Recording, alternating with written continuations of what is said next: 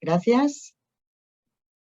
Empiezo pues agradeciendo a la organización del Congreso y en especial a Ana Roga por la invitación que me permite explicaros precisamente lo que explicaba Noriela, de cómo vemos, cómo utilizamos la tecnología en las aulas de 3 a 6 años y cómo lo hacemos desde la formación permanente o continua con las maestras que están en el segundo ciclo de educación infantil, lo que para vosotros sería la educación parvularia para ustedes.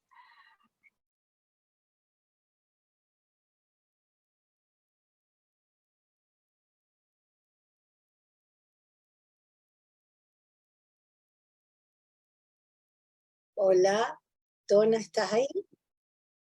Desde este puntito al lado de mi tecnología, de las tecnologías en la educación infantil. Empiezo hablando de 2 documentos que ejemplifican los 2 bandos que también hemos estado hablando en este congreso, ¿no? Aquellos con gente muy partidaria, en cambio también gente muy crítica. En los últimos meses precisamente he leído 2 publicaciones de título muy coincidente, Infancia y pantallas, y el contenido totalmente opuesto. Por un lado, la editorial Octaedro, y en abierto, difundió Infancia y pantallas, evidencias actuales y métodos de análisis, donde un equipo de investigadores de la universidad han analizado, a partir precisamente de la literatura científica, el uso de las tecnologías digitales como apoyo en el aprendizaje de los niños y las niñas desde una perspectiva saludable, responsable y educativa. Y también han examinado cómo seleccionar y ofrecer recursos de calidad. Por otro lado, un grupo de psicólogos, sociólogos, educadores, maestros, que son muy conocidos en nuestro territorio, muchísimo, han publicado este manifiesto sobre el uso de las pantallas, promover un desarrollo saludable en la primera infancia. Y además están recogiendo firmas digitales que avalen la exposición de sus ideas. Estas básicamente se concretan en sensibilizar a la sociedad de los efectos nocivos que tiene la sobreexposición continua a las pantallas en menores de 6 años. Nos referimos al lenguaje, a la socialización, a la obesidad, a la afectividad, y también están descritos en la literatura científica. El enlace en ambas publicaciones se encuentra en el artículo que se publicará en el acta del Congreso, y además, bueno, los 2 en castellano. Y yo creo que es interesante precisamente leer los argumentos de ambas posiciones, a pesar de que nosotros ya tengamos nuestra posición, para afianzar o para ayudarnos a encontrar nuestra propia posición al respecto en estos 2 semibándolos, ¿no? Por lo tanto, es evidente que la controversia producida puede ser dilatada y difícilmente se podrán encontrar puntos comunes. Para mí, que como maestra desde los años 80 ya utilicé el lenguaje logo en mis alumnos que tenía entonces de 5 años, vi enseguida las potencialidades del programa en cuanto a aprendizaje. Por lo tanto, veo que es importante la implicación y la aplicación educativa con mayúsculas, de la tecnología en edades tempranas. Por lo tanto, yo me ceñiré también dentro de los contextos escolares, no en los contextos familiares. Adquiere siempre, y esto estaremos enseguida de acuerdo, una gran importancia el papel de los adultos en este devenir digital, que ya sea en este contexto familiar o en este contexto escolar que decíamos. Actualmente, en mi trabajo en la Administración Pública, en el Departamento de Educación de la Generalitat de Cataluña, tenemos muy claras, por tanto, las acciones dirigidas a las maestras que están en activo, que ya están trabajando, pero sin esa formación inicial que ayer nos explicaban en y con tecnología. Por tanto, partimos del reto de formar a las maestras en competencia digital. ¿Para qué? Pues para mostrar las posibilidades y oportunidades de aprendizaje que ofrecen las tecnologías en un aula de infantil, para después de conocerlas, llevarlas a la práctica de forma cotidiana. Y por otro lado, evidenciar que la competencia digital docente potencia nuevos contextos de enseñanza y aprendizaje. Se desarrollan las actividades formativas a partir de propuestas de actividades como ha de ser, contextualizadas, funcionales y de forma personalizada y colaborativa. Es importante enseñar la importancia del acompañamiento de las maestras de infantil, porque muy en concreto en contraposición a lo que sucede en las aulas de secundaria. Nosotros tenemos alumnos no lectores, alumnos con unas implicaciones totalmente distintas de los alumnos de primaria y los alumnos ya adolescentes de secundaria. En el año pasado, además teniendo en cuenta estos dos propósitos, vieron a la luz desde mi área estos dos documentos totalmente actualizados. El primero de ellos, que aunque está en catalán se entiende perfectamente, el uso de las tecnologías digitales en la educación infantil, lo hemos llevado a cabo a partir de las acciones de indagación y de acción de todos los cursos que llevamos de formación permanente. Estas formaciones han permitido precisamente darse cuenta de los beneficios de las representaciones, de las interacciones, en las narrativas de los niños y las niñas, en las posibilidades expresivas y de exploración que dan forma al conocimiento.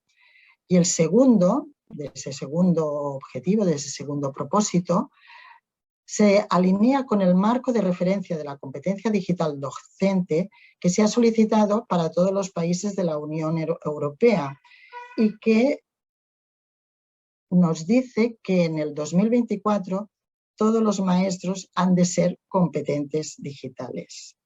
Aún así, nosotros acabamos el curso y podemos decir que maestras formadas y certificadas no representan más de un 30-35%.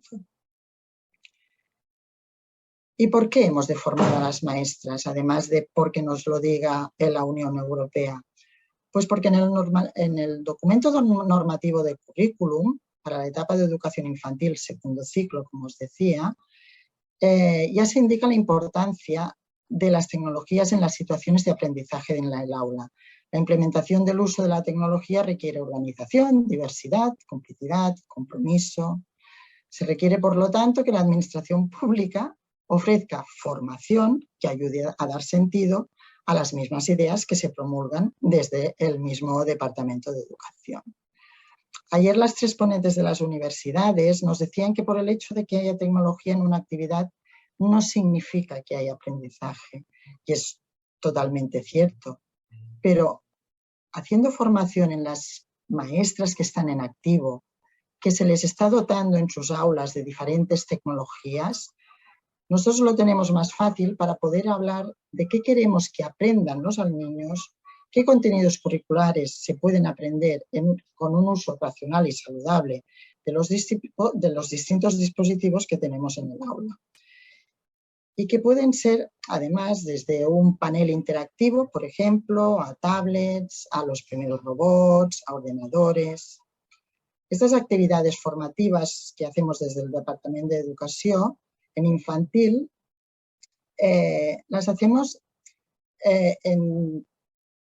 son dobles, o son dos, para decirlo de alguna manera. Por un lado, un curso tutorizado de 45 horas, que la presentación es la que tenéis aquí delante, que se ofrecen 2 turnos a lo largo de todo el curso, y luego itinerarios formativos telemáticos, que esto ha sido un invento desde la pandemia, aquello viendo a ver cómo podíamos hacerlo de una manera fácil también para que el tiempo de confinamiento fuera también un tiempo de formación, en el cual este itinerario está formado por un curso de 10 horas de iniciación y conocimiento de algún tema y otro de 15 horas de aplicación, con un total de un itinerario de 25 horas, además de que los cursos se pueden hacer de manera independiente. Los temas que actualmente tenemos son comunicación oral y representación del entorno próximo.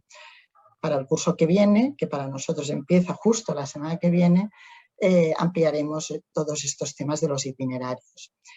Ambos formatos están hechos en un entorno Moodle, que nosotros le hemos tuneado y le llamamos Odisea a todo este entorno, donde hay los materiales, el acompañamiento, las actividades que se piden de evaluación, junto también con todo lo que se pretende en cada uno de estos cursos y que para nosotros significan el avanzar en los dos propósitos que antes os comentaba.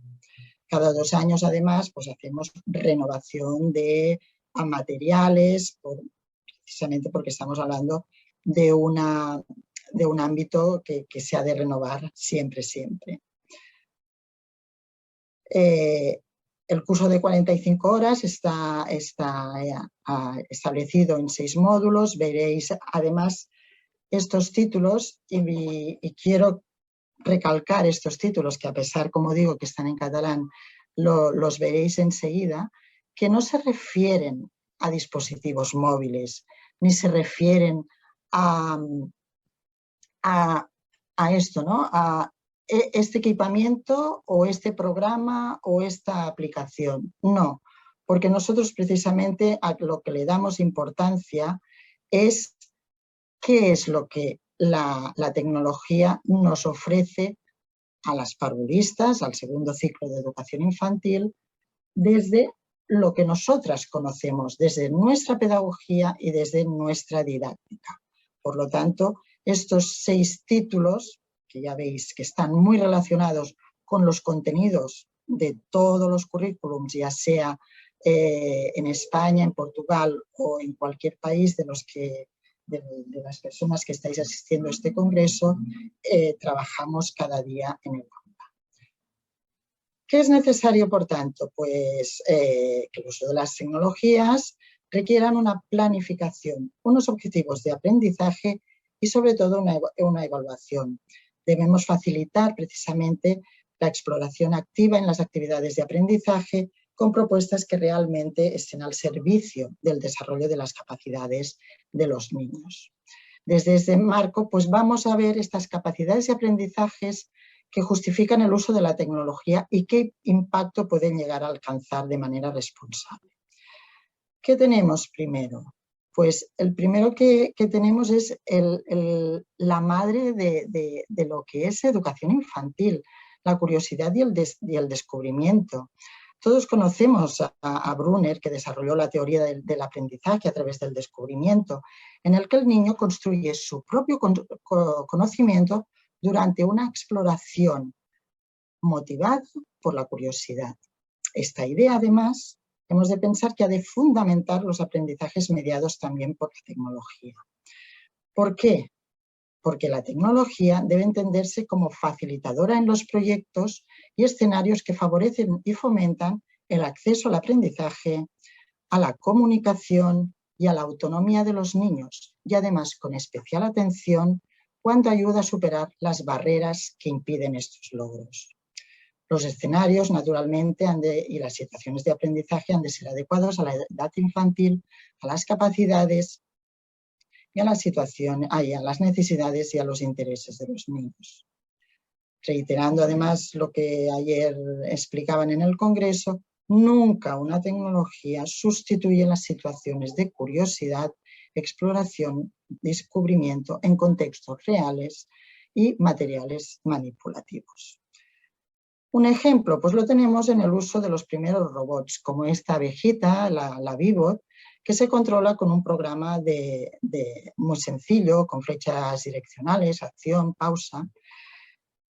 El hecho de que los niños descubran de forma intuitiva cómo analizar, cómo funciona su funcionamiento y, junto con sus compañeros, puedan hablar de qué sucede, qué reacción hace el robot en sus acciones, ya implica este descubrimiento hacia un conocimiento. O bien con una lupa digital, donde se descubren características y atributos de los materiales y además si se comparten con una pizarra digital o un panel interactivo, aún dan para muchas más investigaciones. Tenemos este pensamiento narrativo que incentiva las vivencias de aprendizaje. Sabemos que las acciones desarrolladas en infantil van siempre asociadas a emociones e interacciones, porque ya sabemos, no tiene lugar aprendizaje si no se tiene en cuenta los sentimientos que se generan en cada niño y en cada niña. Y los vínculos, además, que se establecen en ese contexto, con el material, con los compañeros, con la maestra. Por eso es interesante esta relación del pensamiento narrativo de los niños con las acciones que se llevan a cabo en el aula. Por ejemplo, lo vemos en actividades que a partir de un simple retroproyector, con una proyección en una máxima dimensión sobre una pared del aula, implica la creación de un espacio fantástico y único que favorece todo el desarrollo sensorial y artístico de los niños. O bien crear un escenario a partir de un croma verde, en este caso que tenemos en la fotografía, para vivir otro momento, otra época, o simplemente estar en otro lugar. Sobre la comunicación desde y con múltiples lenguajes y de forma natural, ¿qué podemos decir? Pues que las vivencias nos llevan a comunicarnos para expresar lo que sentimos. ¿Y cómo lo podemos hacer? Lo podemos hacer a través de muchos lenguajes, como nos decía, los 100 lenguajes, Loris Malaguzzi, y que la pena era que solo utilizábamos uno. No, la tecnología nos ofrece la oportunidad de poder hacer entrar en el aula todo tipo de lenguajes. Como maestras sabemos que la imagen es una interpretación de la realidad, con una gran carga de subjetividad y que viene determinado por los gustos e intereses de cada uno. Con estas variables, pues imaginaos poner una máquina fotográfica o una tablet, la fotografía de la tablet, para que cada niño interprete su realidad, interprete qué ocurre y qué pasa. La verdad es que las cámaras fotográficas en manos de los niños dan un sinfín de posibilidades, cada una de ellas sorprendente. Otro lenguaje a tener en cuenta es el lenguaje escrito. Cuando digo lenguaje escrito me refiero a la adquisición de la escritura, no a la copia, no a hacer copia de lo que estoy viendo y que de copiar. No, aprender a escribir para leer, para interpretar, para comprender. Cualquier procesador de textos integrado da la posibilidad de que los niños interactúen entre ellos buscando sus propios significados compartidos, activando conocimientos previos pertinentes. La intervención de la maestra debe ser únicamente para ese empuje cognitivo, a esa tarea que ellos mismos han decidido planificar. Otro lenguaje que se beneficia es el lenguaje oral. Grabar, escuchar la propia voz da seguridad para estructurar el pensamiento y desarrollar el lenguaje. El protagonista ha de ser el niño, el que locuta ha de ser el niño. En estas edades, además, están aprendiendo a expresarse, amplían mucho su vocabulario, van precisando su pronunciación, mejoran la sintaxis. Además, se pueden hacer vídeos grabados, videoconferencias que ahora hemos bajado, pero recuperemos la esencia de lo que es la videoconferencia y olvidemos lo que pasó en la pandemia, pero recuperemos la videoconferencia. ¿Por qué? Porque en imágenes como la que os ofrezco, ayudan además de todo lo que es el lenguaje audiovisual a tener una identidad o a saber y tener esa identidad y pertenecer al grupo. El grupo es otro de los aspectos importantes. El niño no está solo, está junto con otros niños en el aula. Otra capacidad, las distintas miradas de la interpretación y la representación de la realidad. Los niños tienen una gran facilidad para asimilar todo lo que observan y manipulan, para hacerse preguntas y buscar las respuestas o lo que creen que pueden ser respuestas a aquellas situaciones que se les plantean o que sea el adulto que les plantee. para sacar conclusiones, tomar decisiones y adquirir conocimiento de aquello que experimentan. Por ejemplo, los paneles interactivos tienen muchas posibilidades visuales interactivas que ofrecen a través de la luz, a través de las sombras, a través de los contrastes. Otra tecnología que ahora está también en auge, que permite, a la que hemos podido ya incorporar datos visuales, imágenes, texto, audios, vídeos, multimedia, todo a partir de una imagen del mundo real, nos llega esta realidad aumentada, que permite dimensiones imposibles y sorprendentes, imágenes en volumen, movimiento, profundidad, niños que se sorprenden y que dejan volar su imaginación. La realidad aumentada permite trasladar esa magia que tienen los niños a su mundo virtual. Y ya para casi acabar, pero aún falta. La primera aproximación a las habilidades del pensamiento computacional. No os penséis, pero aquí tenemos muchos detractores, pero yo creo que, como decíamos, desde la educación hemos de hacer muchos inputs para ver beneficios. Y los beneficios van en esta línea. El propósito es ayudar a la adquisición de estructuras del pensamiento, que cada vez son más complejas. Una buena metodología de trabajo con o a veces sin robots es mediante retos de forma contextualizada y con sentido, que permiten potenciar la planificación, la ejecución de órdenes, explorar, experimentar, teniendo en cuenta la iniciativa y el descubrimiento, desarrollar el aprendizaje por causa-efecto y tomar decisiones mediante el ensayo y error, realizar hipótesis y verificar si se cumplen, trabajar habilidades cognitivas de análisis, computación, clasificación, identificación, todas las que sabemos, y a la vez trabajar habilidades sociales, porque decíamos que no se trabaja solo. La comunicación, las relaciones interpersonales con los compañeros, la colaboración. Ejercitar también resolución de pequeños problemas y darse cuenta, y sobre todo aquí también ayuda mucho a las maestras, de que no existe una solución única. Aquí tenemos diferentes ejemplos. Yo he puesto el que, al menos en Cataluña, es el más usado, que es esta abejita, que es, como decía antes, la VIP. En cuanto a valores, ayer escuchaba a la doctora Verónica Romo.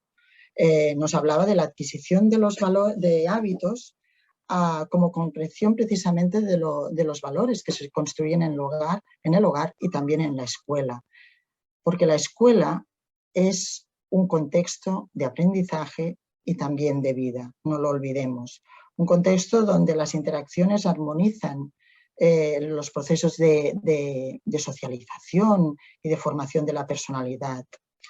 ¿Qué valores? Pues desde esta interacción que hay entre todos, pues la confianza, el apoyo entre iguales, entre compañeros,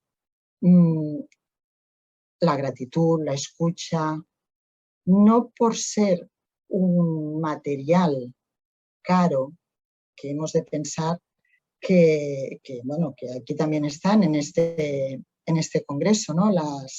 Las empresas que fomentan todos estos materiales y que crean, saben perfectamente que a nivel de educación infantil, primero de todo, el material es colectivo, con lo cual esta es una gran diferencia de los dispositivos que hay en casa, donde cada uno, el padre, la madre, cada uno tiene su propio dispositivo. No, los dispositivos son compartidos, son colectivos.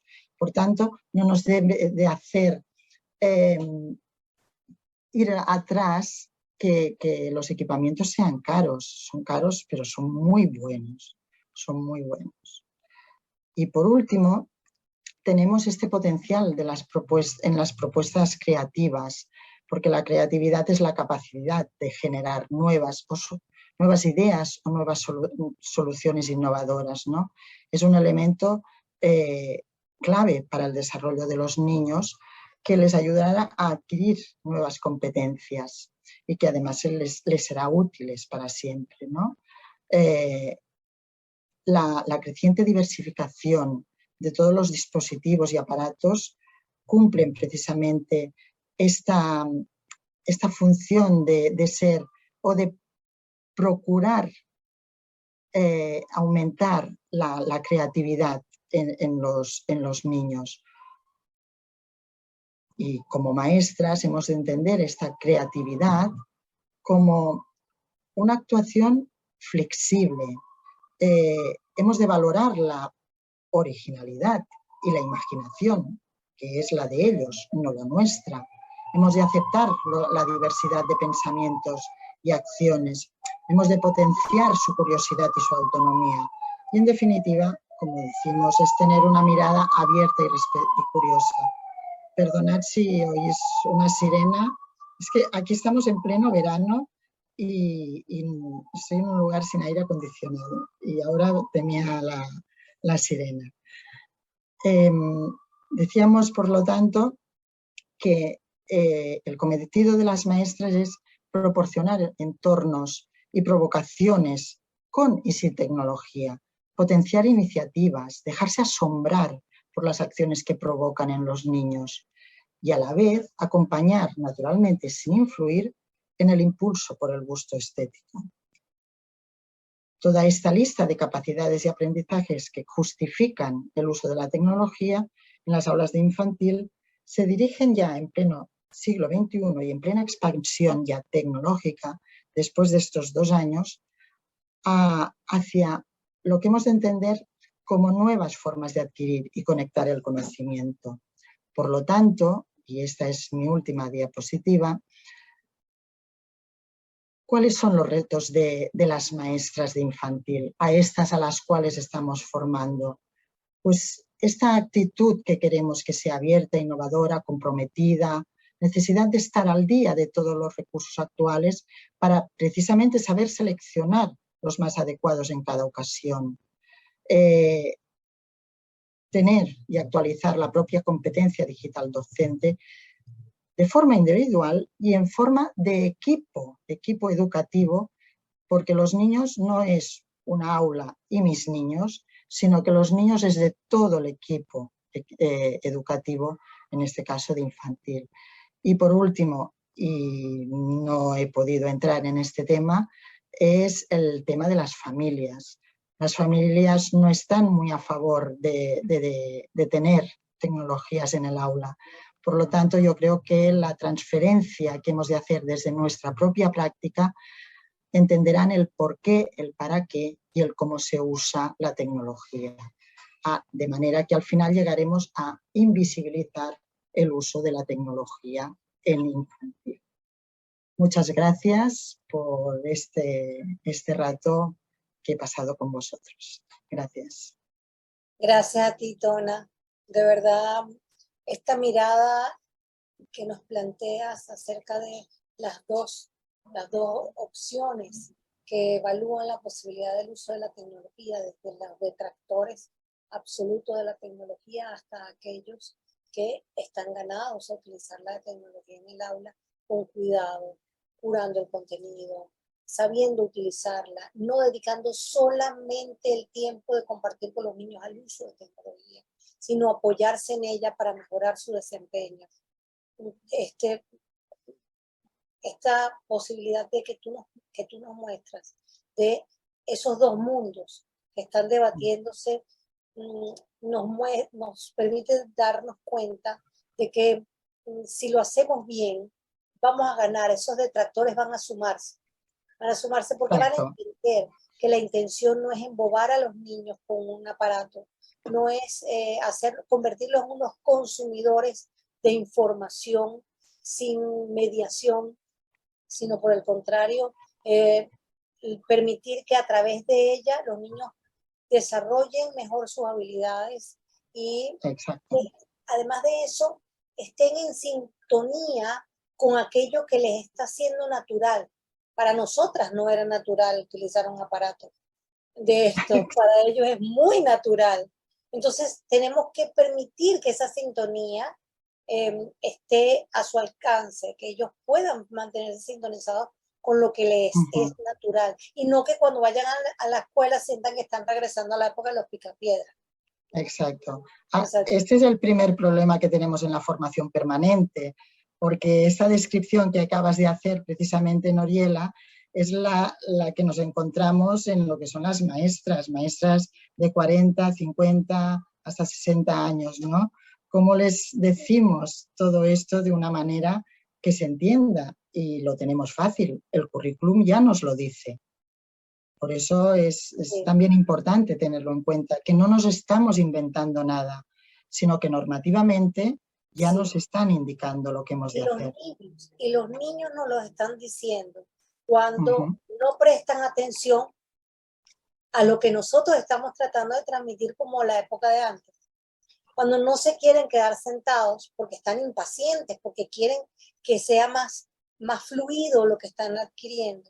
Cuando se dan cuenta de que ellos fuera del aula están aprendiendo muchas más cosas que las que realmente están aprendiendo en el aula y logran conectar. Por ejemplo, yo me quedé sorprendida. Yo soy mamá, abuela. Ya me refiero, tengo un hijo que tiene 16 años. Cuando él tenía 3 años, un día estábamos, no sé de qué estamos hablando, y estoy hablando ya de los delfines, de que tienen un huequito aquí atrás, te digo yo. Me dice, tenía 3 años, me dice, mami, eso se llama espiráculo. Yo me quedé sorprendida.